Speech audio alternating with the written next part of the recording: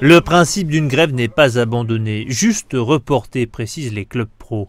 Laisser planer la menace pour peser dans le débat, car un deuxième principe est maintenu par le médiateur et le gouvernement, celui de la taxe à 75% sur les revenus de plus d'1 million d'euros.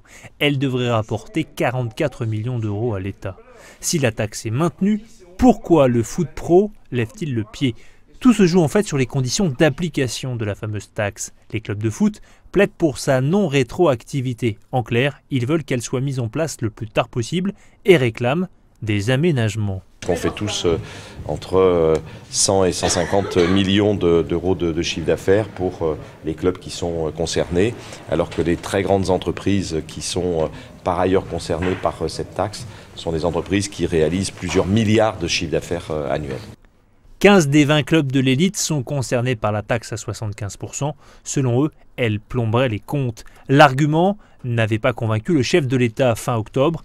Le médiateur PS, Jean Glavany, se montre plus souple, évoque une étude d'applicabilité. Mais la décision finale reviendra à l'Assemblée. Dans le débat, il y a au moins un point d'accord, la volonté des sénateurs que l'AS Monaco paye aussi la taxe, en dépit du statut de club professionnel étranger de la principauté.